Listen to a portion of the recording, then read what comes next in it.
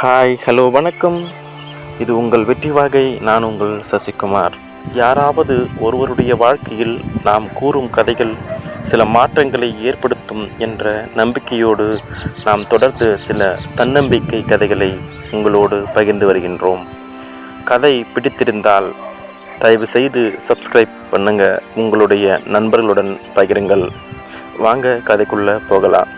ஒரு மிகப்பெரிய காடு, அழகான புல்வெளிகள், பசுமை போர்த்திய மரங்கள் என அதன் அழகை வர்ணிக்க எல்லைகளே இல்லை. அந்த காட்டில் விலங்கினங்கள் பல அங்கும் இங்கும் ஓடி மகிழ்ச்சியோடு ஆடித்திருந்தன. அதில் ஒரு மான் கூட்டமும் அடங்கும்.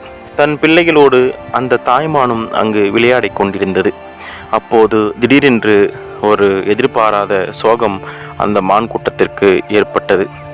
ஆம், அந்த மான் கூட்டத்தை குறிவைத்து காத்து கொண்டிருந்த ஒரு சிங்கத்தின் கூட்டம் அந்த மான் கூட்டத்தில் உள்ள ஒரு இளம் மானை கவ்வியது. அதனை கண்ட மற்ற மான்கள் அங்கிருந்து தலைதெறித்து பயந்து ஓடின. ஆனால் எத்தனை துன்பங்கள் வந்தாலும் தாய்ப்பாசம் என்று ஒன்றுள்ளதல்லவா? எத்தனை துன்பங்கள் வந்தாலும் தன் உயிரை கொடுத்து தன் பிள்ளைகளை காக்கும் வல்லமை தாய்ப்பாசத்திற்கு மட்டுமே உண்டு அல்லவா?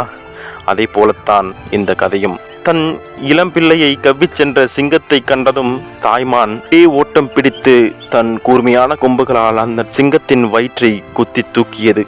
ஆம், அது என்னவோ சிங்கத்தின் கெட்ட நேரமோ அல்ல இந்த மானின் நல்ல நேரமோ என்னவோ, குத்திய ஒரே குத்தில் சிங்கத்தின் வயிற்றுக்குள் மானின் கொம்புகள் புதைந்தன.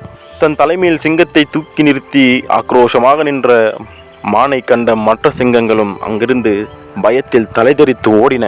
அதை கண்ட மற்ற மான்கள் தன் பயத்தை விட்டு தன் இனமான அந்த மானுக்கு துணை நின்றன.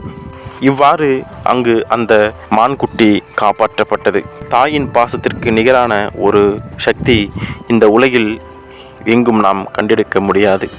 அதே போலத்தான் நாமும் நமக்கு ஏதாவது ஒரு பாதகம், ஒரு துன்பம் நிகழ்கின்றது என்றால் நம்மை விட்டு அனைத்து சொந்தங்களும் விலகிச் சென்றுவிடும்.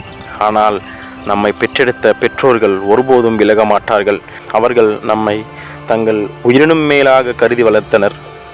ஒன்றல்ல இரண்டல்ல ஆண்டுகள் பல அவர்கள் தங்கள் கண்களின் வழியாக தன் உயிரையும் தங்கள் கைகளின் வழியாக அதை தொட்டும் பார்த்து உணர்ந்து மகிழ்ந்தனர்.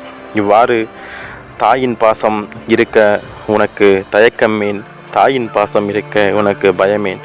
நம்மை பெற்றோரை மிகுந்த அக்கறையோடு காத்து அவர்களின் வயது முதிரும் போதும் அவர்களை நாம் சரியாக பாதுகாத்திட வேண்டும். தாயின் பாசம் உனக்கு துணை இருந்தால் யாருடைய தயவும் தேவையில்லை. தந்தையின் துணை உனக்கிருந்தால் எத்தனை தடைகள் வந்தாலும் அதை தகர்த்தெறியலாம் என்று கூறி, மனிதராக நாம் பிறந்து விட்டோம், இனியும் நாம் பிறக்கப் போவதில்லை.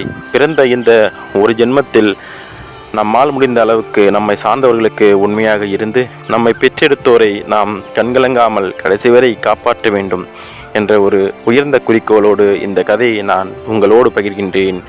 கதை பிடித்திருந்தால் கமெண்டில் தங்களின் கருத்துக்களை பதிவிடவும்.